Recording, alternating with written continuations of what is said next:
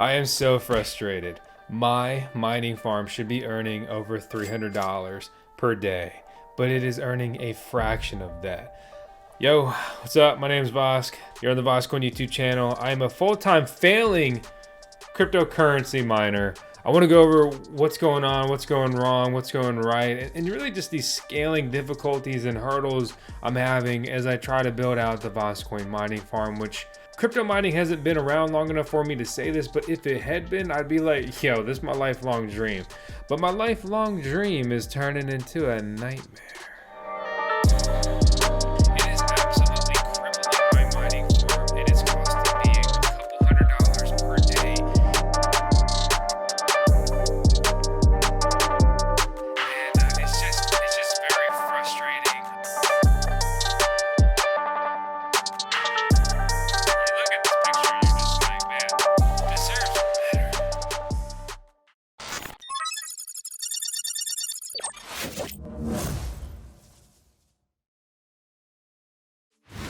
So one of the pieces I am using in my mining farm is a digital shovel, specifically the M300 mini pod.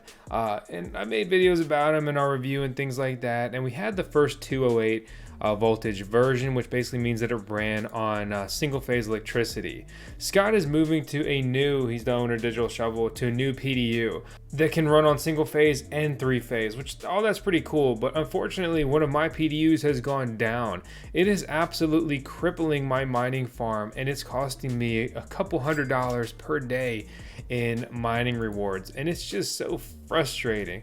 But on a positive note, he is coming out with a new model that does use these PDUs, calling it the Nanopod or something like that. He debuted it at Mining Disrupt. I'm really frustrated though, because I don't have a picture of all my miners here on NiceHash, but here's an example where much more of my mining farm is online, and I can literally just run at half capacity because one PDU in this basically plug and play mining container is half of my capacity. So, imagine whatever you built, you can use one half of it. Frustrating, right? So this is as much as I'm able to squeeze out of one PDU. And that's what I'm running with right now. And it's just very frustrating. I've got a couple plans I'll talk about here as we run through the video. But one hot topic is going to be Kaspa mining. I want to do a quick note on that. So when I made the video, 2 weeks ago or so, I was earning 650 coins per day. And that was about 25 bucks. Kaspa's gone to hit an all-time high a couple times since then, but the amount of coins I'm mining has significantly dropped down to 450.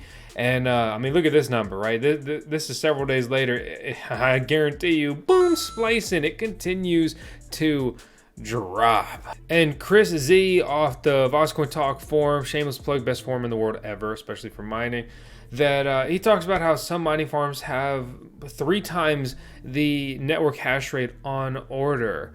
Because right now there's 4 petahash of miners deployed on Kaspa, which is just skyrocketing rapidly because just a couple weeks ago the network was half that size, and well, there's some serious miners on the way. So just understand that and be aware of that. Right now I mined 20 bucks in the last 24 hours with this miner. Keep in mind it only cost $1,000, so pretty cheap miner for what it is. But I just wanted to talk about that. I'm not trying to push a miner on you. You may actually be advised to not pick up one of these, depending on your risk tolerance and what you expect to do with something like this. So now that I'm kind of limping along with half my mining farm, and so I basically have the miners to fill this pod up and then almost a whole nother pod. Right now I have 10 104 terahash miners that I bought because I thought that I was good to go with this pod, but of course I fill it up and that's when a PDU fails. But basically I have the 10 miners I bought. I made a video about a couple weeks ago. Of those, I'm running 2 of them right now. 8 are offline, and 1 of those is basically broken. It needs the power supply replaced. I have 4 or so other Bitcoin miners of similar efficiency that are unplugged right now because I do not have the mining farm infrastructure set up to run them, and not kind of taking in the electric costs, like just stacking Bitcoin per day. And yes, it will increase my electricity bill to do this. That would be like plus 140 of how much Bitcoin I'm mining per day. Again, I still have to pay the electricity bill at my 10 cent per kilowatt hour electricity rate, that's actually kind of washing out. But I really believe in Bitcoin. I think we're going to go up huge in price. And now's the time I need to be stacking coin, especially with the Bitcoin halving on the horizon, maybe 280 days or so away. It gets worse though, because I've got 5 very efficient, powerful Bitcoin miners that are on the way as well. And I've got nowhere to put them now. And I was working towards an immersion mining setup. But that's just not going to really be ready to deploy. In the midst of all this, and I've been really thrown back into my, Bitcoin mining, altcoin mining side of my farm, I was actually fixated on hard drive mining and building my own DIY data center. I've got 3 of my evergreen miners. They're the Starter Kit Pros, are basically 10 hard drives on each of them. And combined, they're earning over 3 XCH. And while these may not be the biggest cash cows, they're incredibly low energy consumption. I mean, the whole rig uses like 100 watts. My 30 terabytes of hard drive mining here consumes less than a desktop PC does, to put it into perspective. They also just came out with compression. I've got a compression kit on the way, which I'm so freaking excited about. But long story short is it means that you'll earn 20% more rewards. That's pretty much the takeaway on this. Please support your boy and use our link down in the video description below. They have their starter kit. They also have expansion packs. You can just buy straight drives and add them to your evergreen miner, which is a Chia farmer, which is a cryptocurrency I'm personally pretty excited about. They have the starter kit plus. It kind of comes in the middle model with 4 drives there, and I've been showing the starter kit pro here. My model is 16 terabyte drives. They've since moved to 18 terabytes, so you get more bang for the buck here, plus 20% compression. So one of these new starter kit pros with the 20% compression is actually more like 2 of the previous starter kit pros. So it's a significant jump. My hard drive mining shed was delayed. I'm hitting hurdle after hurdle, but it is supposed to be delivered in just a couple of days. That's going to be really exciting. I've already got the inside wired, as you can see here, so I just need to really make it hot at my panel, sync up the internet situation, and then also have the mini splits installed, because this will be a completely closed environment that will be cooled with air conditioning and not using any kind of ambient air flow through air cooling like the other mining farms we've discussed. Another Chia miner that I've been checking out is going to be the Juicy miner. So he's in our Discord server. Make sure to jump in there, ask him any questions. Same with Dylan Rose with Evergreen miner. They're both in there in the HDD mining channel. Incredible community, and I'm not just saying that. Like, our community is like the sum of our community is so much more intelligent and just awesome and badass compared to me. Jump in there. There's incredible, helpful people, supportive in there all the time. But to bring it back here, I'm testing the Juicy miner. I don't, have a verdict or anything yet. I just wanted to make you aware of this model. And this is my miner mining on Space Pool right now. I've got coupon codes and affiliate links for Evergreen and Juicy down in the video description below. But again, I haven't kind of finished my review. I love the Evergreen miner, and I just don't have enough time with the Juicy miner yet to really tell you how I feel. So, do whatever you want, as always. When you look at miner profitability, there's a couple of things topping the chart, notably the KS3 and the other Ice River miners. These are miners I've wanted to get in my farm, but I just haven't been able to source them in a timely manner or a reasonable price. So I might get, something in later to review, but these will not be earning $2,000 a day when a bunch of these hit their destination. So I just want to kind of touch on that one more time and make sure you're aware, because the current mining situation is just very unique, to put it simply. 2 miners I've taken out of my farm for the time being is going to be the Jazz Miner X41U. It earns more than it burns, so if I had the electrical capacity, I would probably run it, because why not? But it's just not all that lucrative. I'm earning about $1 a day and spending about 60 cents in electricity, so I'm putting 46 cents in my wallet there. Same with the X4Q. I have that one as well, and pretty much after my electric bill, I'm pulling $1. I've had them for a while. I've made good coin on them. They mine Ethereum Classic, ETC. And you can see my earnings on them. For most of these days, they were both online at the same time. I was pretty much pulling 0.19 ETC per day, which equates to about $3.42. I'm projected to earn $1, $2. So I was beating the projections here, which means that I was probably putting a whopping $2 in my pocket and spending, about $1.50 in electricity there. Another miner I have since recently unplugged is my forest miner. This thing has been a incredibly just unreliable, frustrating miner that was very profitable when it was mining correctly, but just a huge pain in the ass and a massive energy hog. But one of the coolest things about it was that it was pretty good at mining Zilliqa. And ZIL was doing pretty good on a price point. So you can see about every 2 days when this thing was running right, I was, breaking in some ZIL. What did that equate to though? So in the last 30 days, ZIL is down 8%. That ZIL alone was about $10, and it was also dual mining Ethereum Classic. And when I ran the numbers, basically all the ETC I was mining was pretty much going towards the electricity bill, and then my ZIL was all cash profit earnings on top. So for that miner to still pull $10 a day when it's consuming around 3,000 watts, were good profitability numbers. But they really tried to price gouge everyone before the Ethereum halving, and then they dropped a different model, which was really just more or less the same thing. And it's a more reasonable price point, but it's huge power consumption, and just in my experience, the reliability has been garbage, and the user interface is not user friendly and frustrating, and you will really struggle to dual mine with this, especially on several different mining pools. But so that's another thing that's just been a thorn in my side and just not getting me where I want to go. Looking at the mineable coins right now, as I kind of always just brainstorm and adjust on the fly with my mining operations. One chart, this is a very useful chart that we're actually trying to build our own better version of it. Is an emission chart, right? Bitcoin, Dogecoin, Kaspa, Litecoin, Chia. Those are the top 5 coins in money emitted in the last 24 hours. That means new coins. That means profit to go after, right? And whether or not you want to sell these for dollars or Bitcoin or other coins, or hold the coin, right? Whatever you want to do, that's a different discussion for a different day.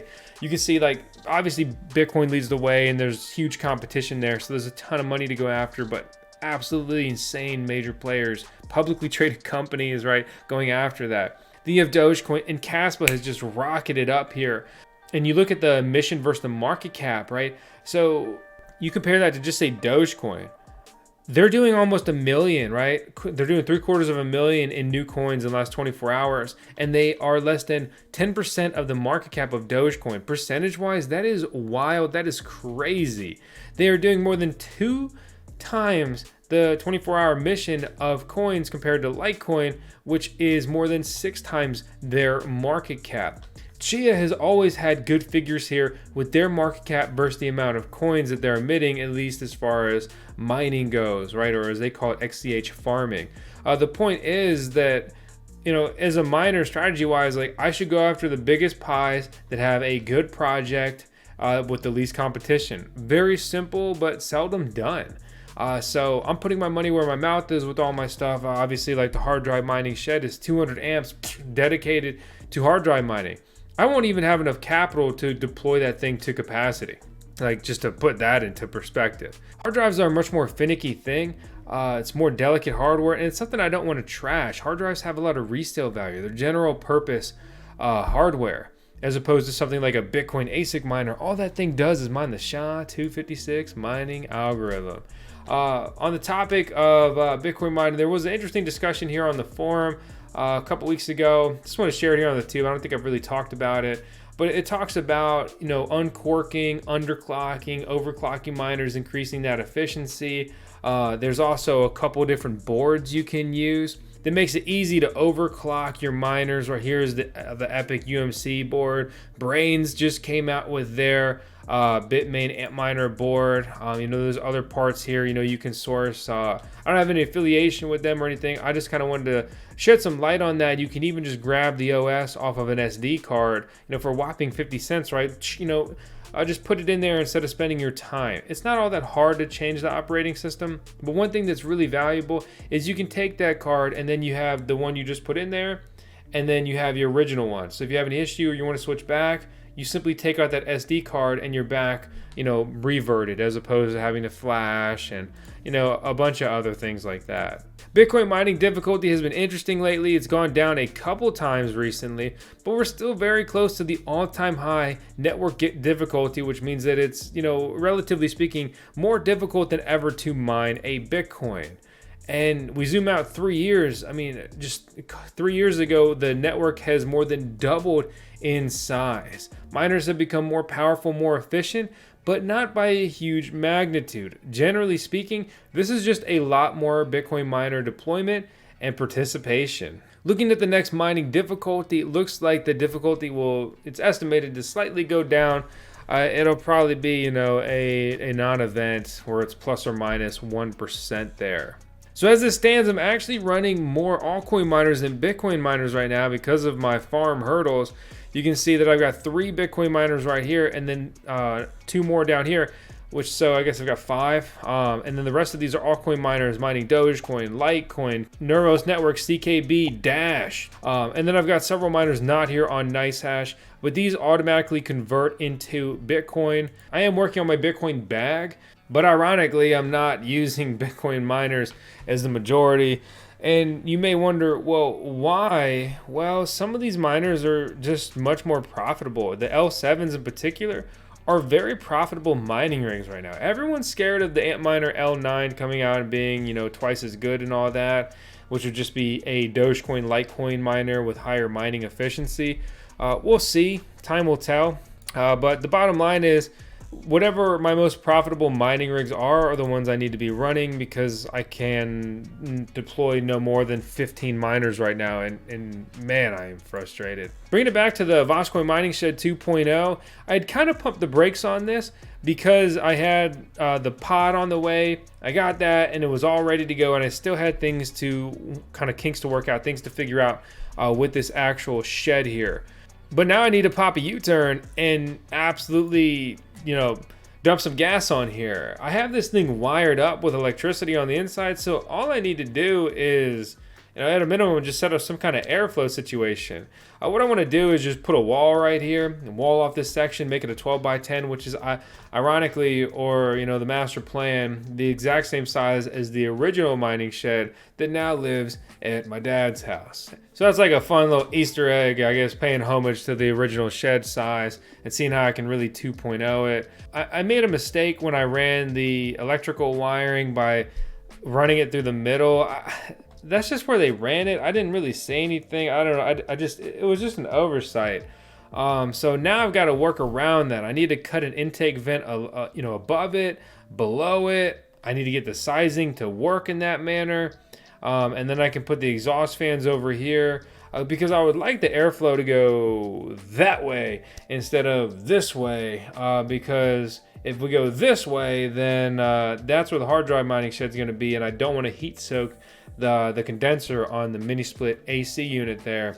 But really all I need to do is throw up a wall and cut some holes in the wall, vents, filters, exhaust fan, throw a shelf up there. This thing's hot, it's ready to go.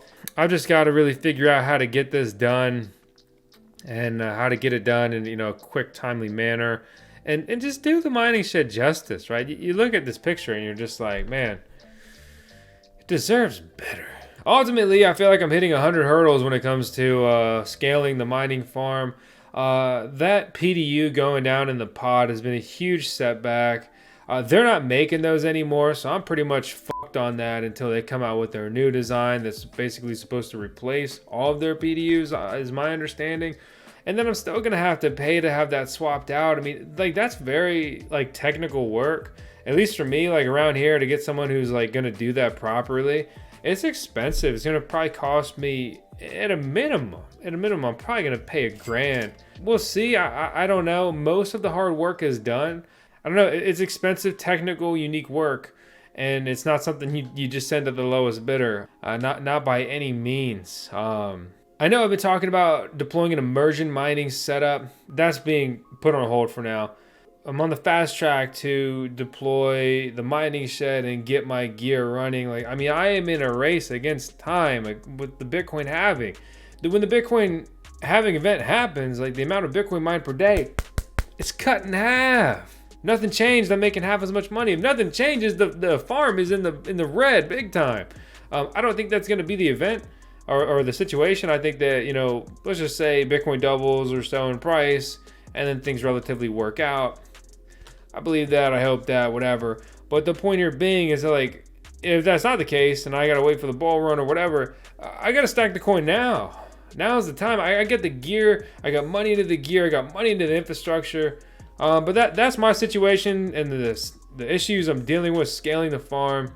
Good days, bad days. Recent days have been bad. I mean, trying to troubleshoot that failing PDU. Like, at one point I had one outlet go down. I was like, well, it was actually weak. I could only run lower power miners on it. And I was like, well, let me just turn the breaker off on that one and stop using that. And then the PDU, it starts to trip. And then I took a couple miners off, tried a couple things, kept tripping. And then I reduced it down to only 4 miners, which is like not a lot for a 350 amp power distribution unit. Okay. And it still tripped at that. And also along the way, I guess during some of these trips or whatever, it's just failing, several of the PDU outlets just simply no longer work. They don't supply power. It doesn't matter if the breaker's on or off. Obviously it wouldn't work if it was off. But yeah, that thing's toast. I don't know if I just got unlucky or what. They said this is, you know, really rare. I'm just a lucky guy like that. But hey, if you're still watching this video, then I am a lucky guy. And I think I'm a lucky guy every day because I got this beautiful pup, Tails Vosk, the definitely going to be the CEO, the chief executive officer here at VoskCoin today. And of course, I've got incredible team that works on VoskCoin behind the scene, including the venerable Miss Vosk Alexa. So, hey, hope you enjoyed the content. If you did, please subscribe, stick around, hit the thumbs up, and I hope to see you on the next one as well. I'm not giving up, but damn, I'd be lying if I said I wasn't pissed.